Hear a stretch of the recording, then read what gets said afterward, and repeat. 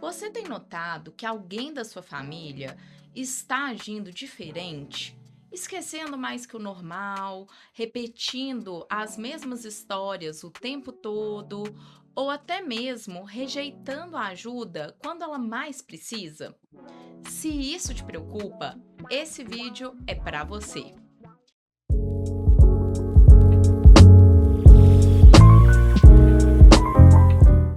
Esses dias, a filha de uma senhora de 84 anos me procurou e falou o seguinte: Bárbara, a minha mãe anda muito esquecida. Ela tá confundindo os remédios, não sabe que horas tomou ou se já tomou naquele dia. Repete a mesma história o tempo todo. E isso piorou muito depois que a gente perdeu meu tio, irmão dela, há uns 8 meses. Eu tento ajudar, mas ela não aceita. O que eu faço? Essa dúvida é mais comum do que você imagina.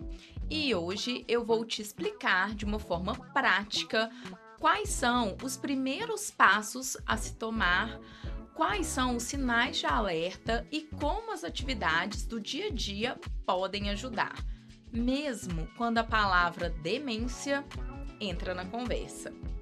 Então, a primeira coisa importante é: não ignore esses sinais. Pode ser demência, sim, mas também pode ser depressão, um luto que se complicou, efeitos da medicação e aí por diante.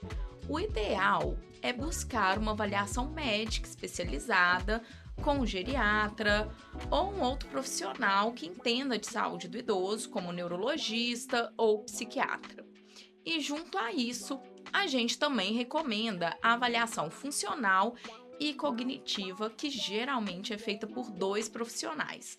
O terapeuta ocupacional, que vai investigar o quanto esses esquecimentos estão afetando as atividades do dia a dia, né? Ele também vai observar o que a pessoa ainda consegue fazer sozinha, o que ela precisa de ajuda e como adaptar, ajustar a rotina dela, e o neuropsicólogo, que vai aplicar testes específicos para entender quais as funções cognitivas estão preservadas e quais estão comprometidas. Essa avaliação em conjunto vai ajudar muito a fechar um diagnóstico e também a montar um plano de cuidados adequado, que respeite a pessoa e a sua história de vida. Outros profissionais também podem ser necessários nesse processo, como, por exemplo, o fonoaudiólogo ou o fisioterapeuta. Afinal de contas, o trabalho em equipe é sempre o ideal. Mas o médico especialista em saúde do idoso, ele vai geralmente saber fazer esses encaminhamentos de forma adequada. Bom, e quais sinais a gente precisa observar com mais atenção? Esquecimentos que afetam a segurança, como tomar o remédio errado, deixar o gás ligado ou sair de casa e não lembrar o caminho de volta. Como no caso que eu contei, que a mãe está tomando os remédios errado. A gente tem que parar tudo e orientar imediatamente essa filha, né? E talvez inicialmente, até que ela vá na consulta e converse com o médico, ela vai precisar sim supervisionar esse momento das medicações, para que a mãe não fique em risco, né? Porque isso coloca em risco a própria saúde e segurança dela. E aí também algumas dicas práticas que a gente pode usar especificamente para esse caso vão ser as caixinhas organizadoras de remédio, etiquetas visuais, às vezes retirar aquela quantidade de remédio e de caixa da frente da pessoa, do campo visual dela depois que ela toma a medicação. E também uma rotina bem estruturada pode ajudar bastante. Outra questão são mudanças bruscas de comportamento. Então, a pessoa, né, começa a ficar mais irritada, ou confusa, mais desconfiada, ou até mesmo pode ser o caso da pessoa ficar mais apática, desinteressada, mesmo em coisas que ele gosta de fazer.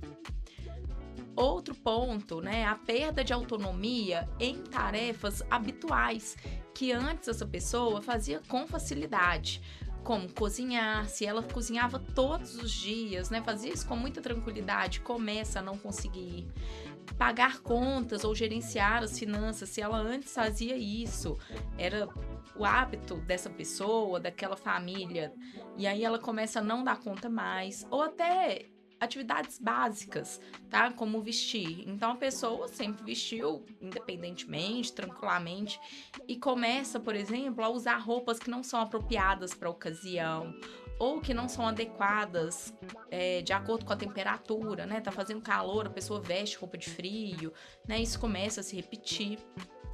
É também um ponto de atenção e um agravo após eventos marcantes, como no exemplo que eu dei, a questão do luto, né? Então, um familiar, um amigo, uma pessoa muito significativa morre, e aí a gente começa a observar essas questões. Também são sinais importantes que a gente deve ficar atento.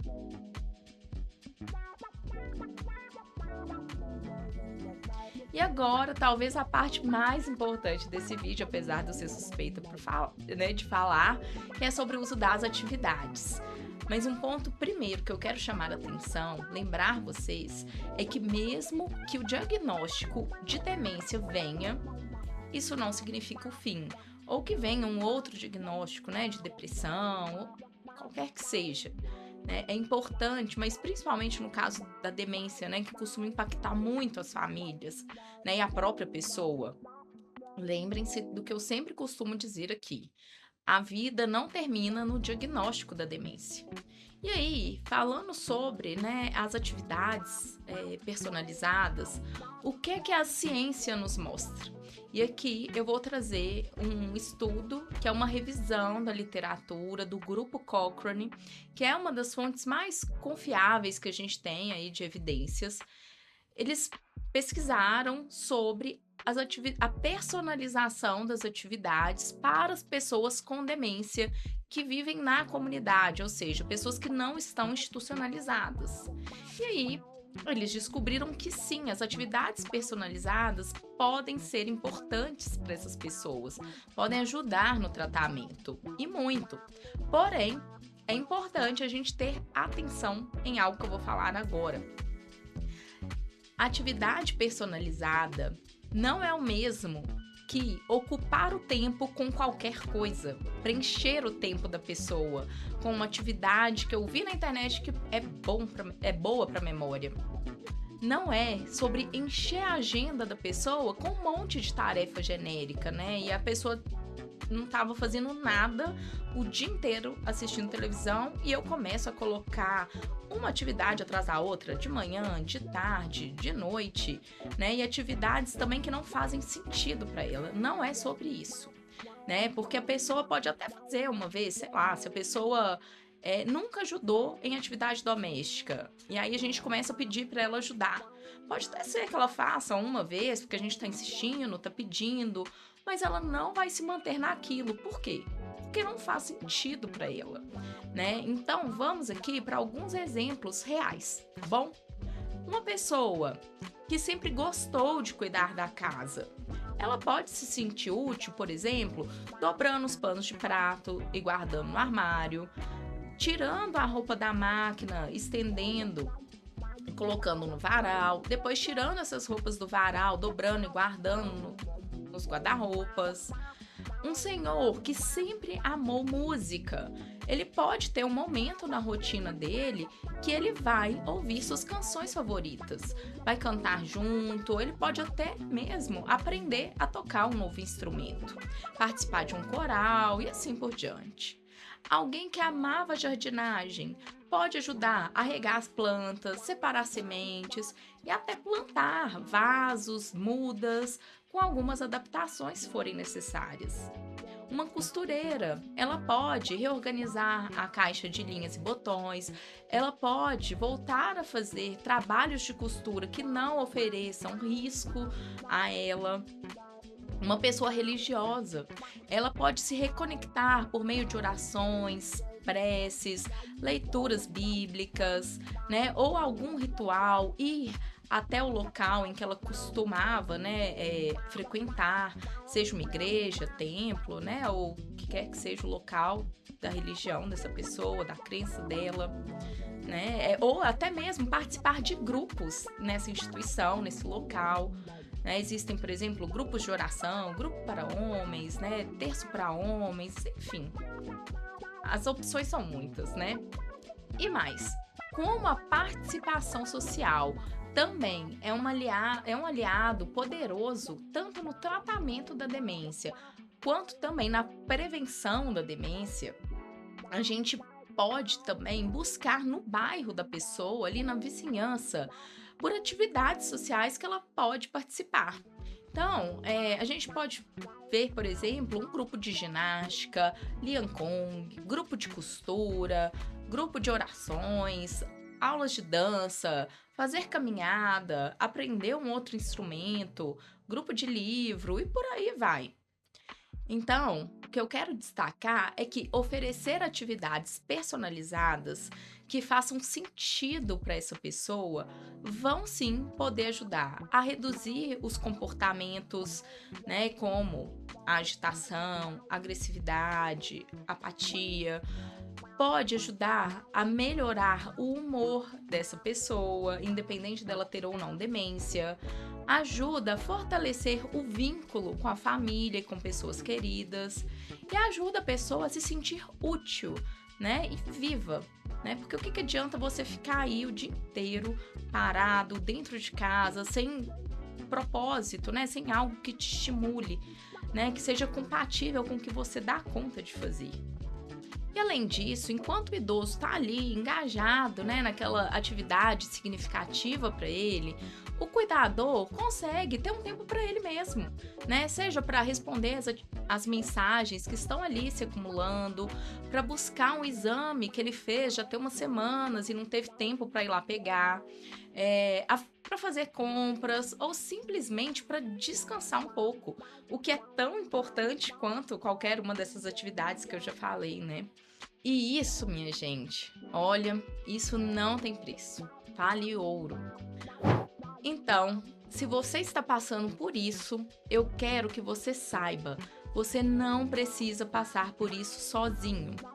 Busque ajuda especializada, busque também pessoas que possam ser a sua rede de apoio. Um familiar, um amigo, um vizinho.